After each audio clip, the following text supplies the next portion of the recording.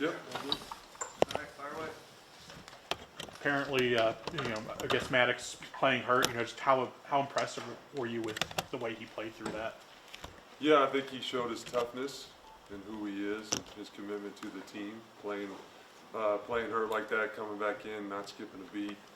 That says a lot about who he is and his character and what he brings to our football team. What was going through your mind? That drive where he was in the locker room. You're not exactly sure what the status of his is. Yeah, no, honestly, I had all faith and trust in Max, and I was on to the next play, thinking about what do we got to do to move the ball to get a touchdown, to get some points on the board, and really proud of what Max did. He jumped in, didn't skip a beat, moved the ball down the field. It was awesome to see that. We got all the trust in the world in Max, and that showed up on Saturday. I'm sure you've seen that in practice, and you were confident he was ready. But just to see him do that in a game, and that first drive, the ball was kind of wobbly, and you guys had to punt, and then comes back in, and you're down 7-0 at that point. That was a big drive. I mean, to see him do that in a game and make that third down throw and a couple of his other throws. I mean, how much?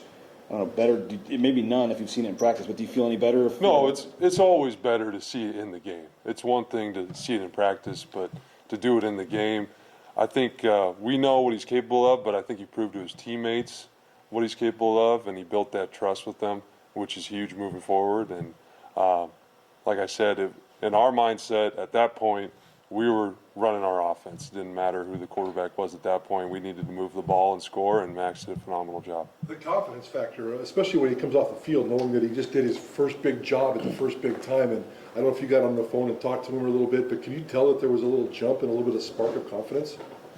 I didn't talk to him right after that drive. I was kind of pumping him up through the helmet going into it, just telling him that I believe in him and he's ready to go. But just the way those things work within the game, it was just kind of like, okay, what's Mad Dog's status? Let's keep it moving. But extremely proud of him. What did you learn about Dylan Riley in the game on Saturday? That he is who I thought he was and has been. I mean, he's been practicing that way for a while now. And so to see him kind of put it all together out there and make a bunch of big plays up and down the field and run the ball hard and tough too.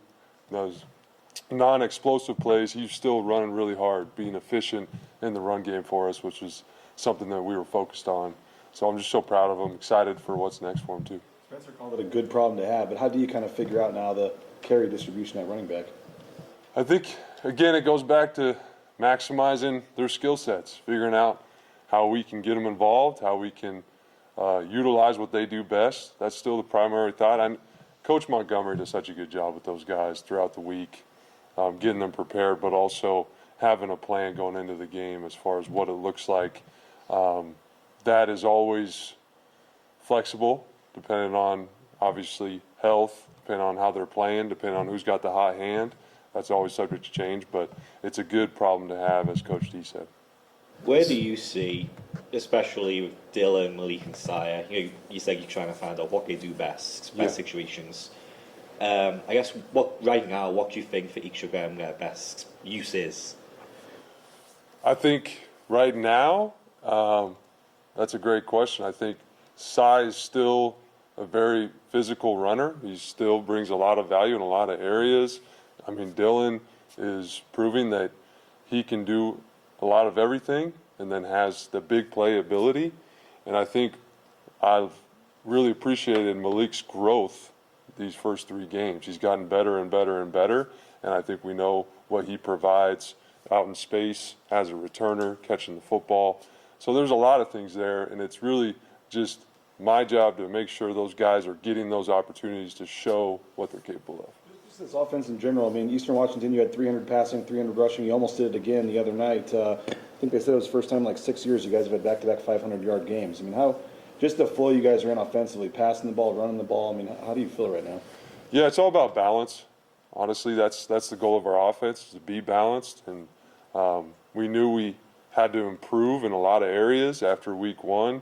And a big part of that was just our mentality and our physicality. And I think we are improving in those areas, and that showed up last game. But it's all about being consistent. When we're at our best, to your point, we're balanced. So the yardage should be right on par. And when our whole unit is playing with the right mentality, we can establish the run, and then we have a lot of things built off that. That's when we're at our best. But it's a new week, and it's a new challenge, and it's the goal is to stay consistent, which is difficult to do in the game of football.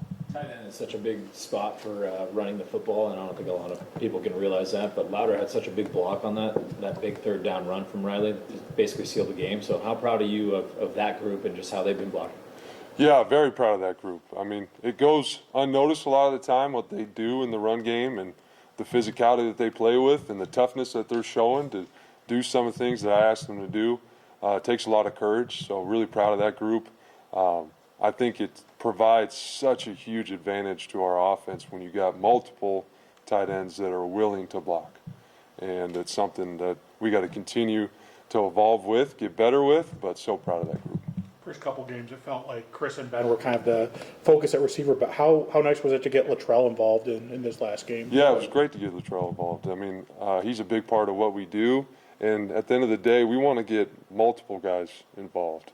That's kind of the philosophy and what we're looking for. We want a lot of different receivers to get touches. We want a lot of different tight ends to get the ball.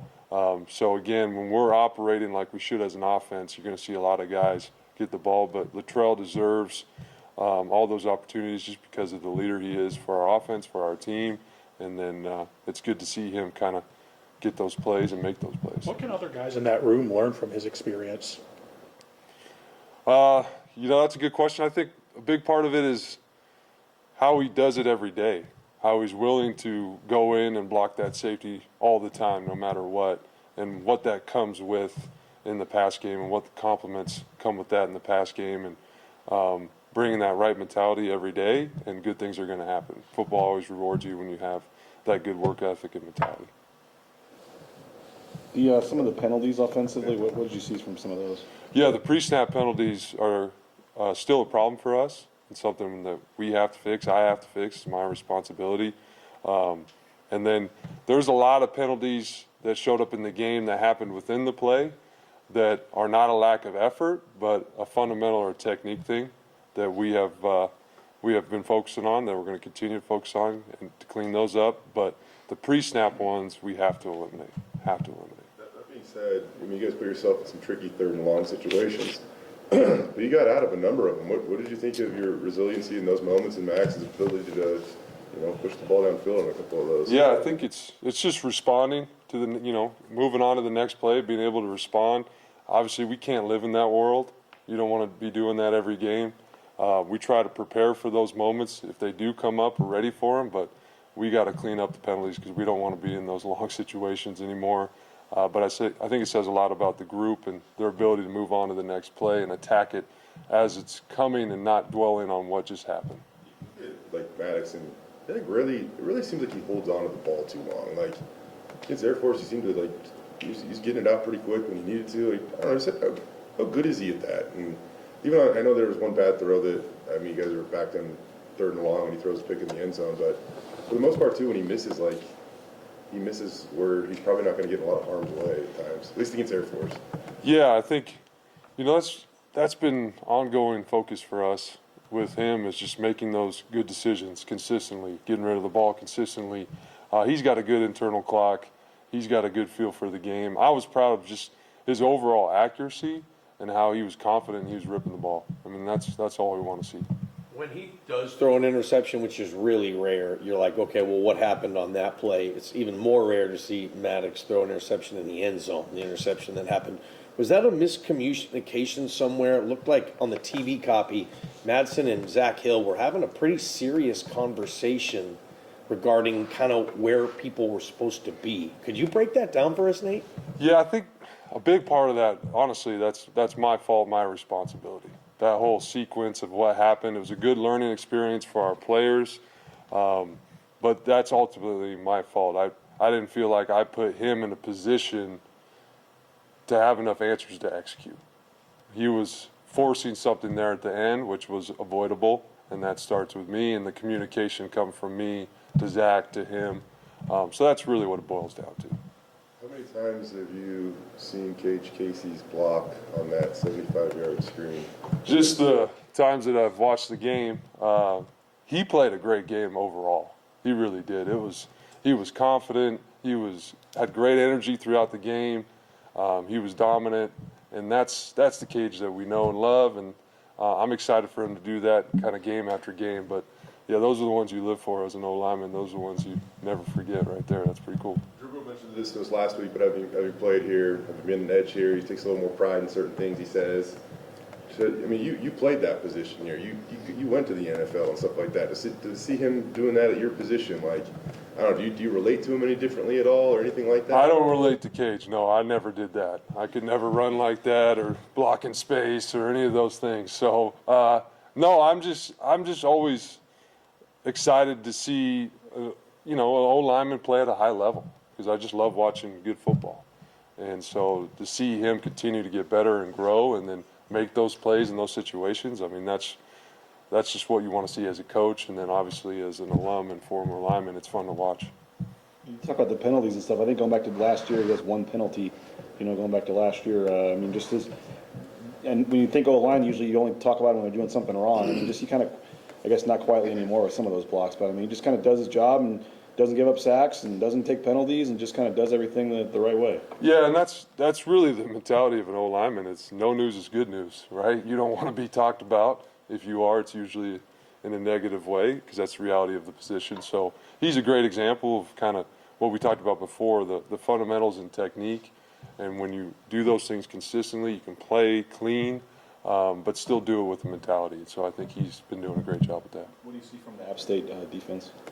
Oh, man, I see a lot. They're really good. I meir defensive coordinator is an alum there, former linebacker. He's a linebacker coach as well, and you can tell by the way their linebackers play. We're into it right now, but it's a challenge just like every week. We got to start fresh, and it's another great defense coming in. I feel like every week we're kind of seeing similar style of defense and mentality, and so it's going to be a good challenge for us. You got two of the best tight ends, maybe the two best tight ends in the Mountain West. Both named Matt. Apparently, they both have the same birthday. Same birthday, yeah. So what'd you do to celebrate that the other day?